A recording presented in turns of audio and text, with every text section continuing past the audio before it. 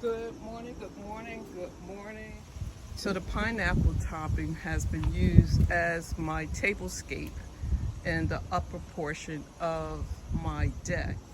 It's a little breezy outside and I'm out in the garden this morning, but I'm starting to focus on bringing some of my plants that I had outdoors during the summer months indoors because we're fastly approaching a cooler a cooler climate in the evening. This is my pineapple top that I actually started from the pineapple fruit. And today I want to concentrate on bringing it in. And the first thing that I normally do when I bring a plant that's been outdoors inside is to make sure that it doesn't have any insects or larvae that could populate inside the house. So I'm going to, and what I have is a little decorative stone down inside my pot, but I'm going to take out all of the decorative stones. See the video, it's on my website, how I use the top of the pineapple fruit, twist off the top, and rooted it. So it's doing very well, but the season is starting to get a little cooler, and this is pretty much a tropical plant. It would not withstand the winters in zone 7s. So I'm going to take my time and start bringing in some of the plants that will overwinter indoors, as well as start collecting the seeds that I want to propagate for next year, and cuttings also from most likely my coleus plants. So now that I have all of the decorative stones out, and it's actually doing very well, no real fruit, but it's gorgeous. What I'm going to do is take something that I used in the past. It's called mosquito bits. This will kill any mosquito larva, or if you have fungus or gnats, those little pesky things that fly around around your fruit as well as plants if they have excess water. I'm just going to sprinkle a small portion of that around the base of the plant and water it in, and then after a day I will come back outside, collect the plant, and I will isolate it in the laundry room. And then once I feel confident that the plant itself doesn't have any pests that it's harboring in the soil, I'll bring it in to the living room where it will overwinter. But you should do that with all your plants. When you bring them indoors, don't immediately place them in your home living environment. Isolate them. So if they do have a disease, that the plant has an opportunity to be isolated, and you can either treat the plant or determine if you want to discard the plant altogether.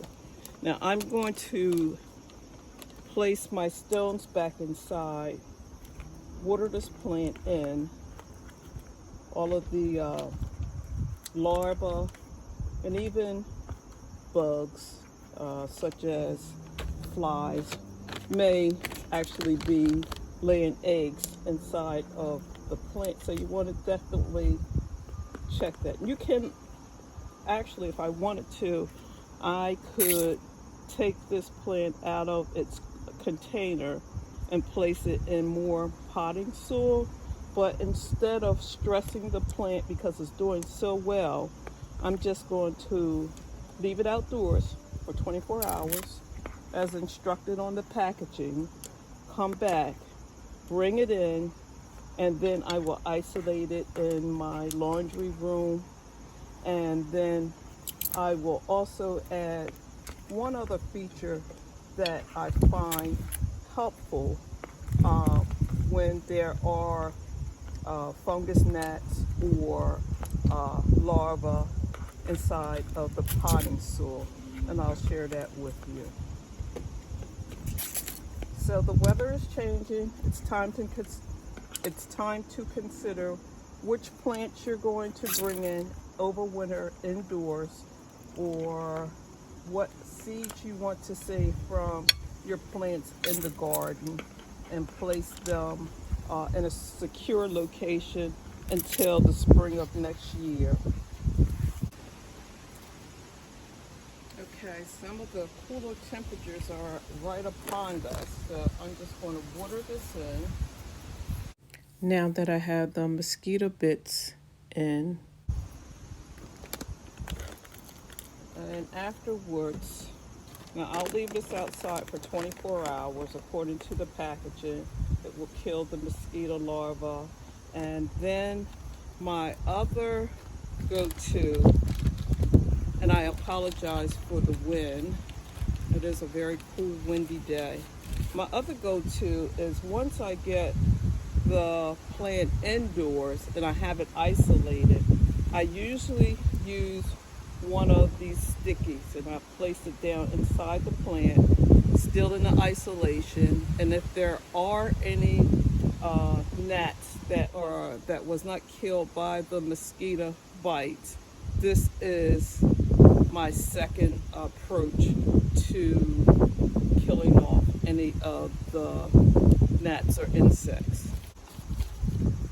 But remember to use your stickies indoors. You don't want to place this in the plant outdoors because you still have your pollinators that are buzzing around the garden, and you don't want them to be trapped by the stickies.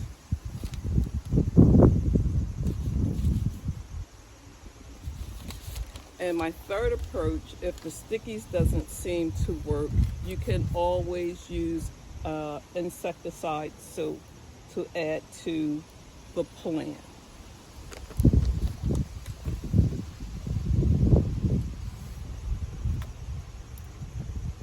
So this is one of my decorations that I use as a decor.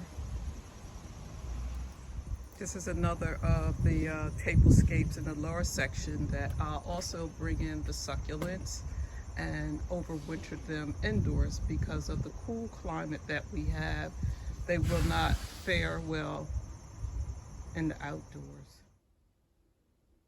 Okay, so it's been a couple of days since I added the mosquito bits to the topsoil of my pineapple top, and since then I've brought it into my laundry room and I've added a sticky, and hopefully you can see, after being isolated for one day, I have just about one little insect. Let me see if I can get this out so you can see it.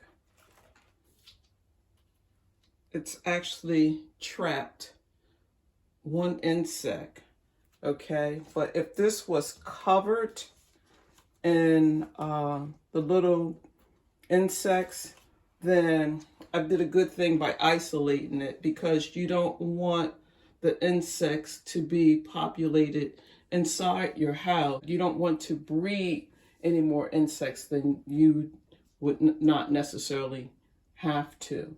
So this is my alternative to bringing my plants inside before I actually place them in the environment with the rest of my house plants. And this is doing its jobs. Between the mosquito bits and my little sticky trap, I think this plant is going to be okay. But say for instance I came in and this plant sticky was covered with a lot of insects, okay, that it trapped. Then I would go to a third method, and I would take either an insecticide soap or something that I keep on hand from time to time. I have to use, it's a multi-purpose fungicide, insecticide soap that I would just spray not only on the leaves of the plant, but at the base of the soil to ensure that there are no, in this case, spider mites or anything like that. Everything is looking good. The plant is definitely healthy, and I will keep it indoors, and then come the spring of next year, incorporate it again outside. And by that time, it probably will be maybe a few inches taller, but I'll keep an eye on it. As far as the watering is concerned, I will treat it as a cactus plant. It's not going to require very much water, and the leaves are tough, so I'll touch it from time to time just to make sure that the texture of the leaves remain the same since it's indoors now. But it's looking very healthy. I hope you're having a wonderful day. Thank you for watching my video. Please like, share, and subscribe. And as always, happy gardening.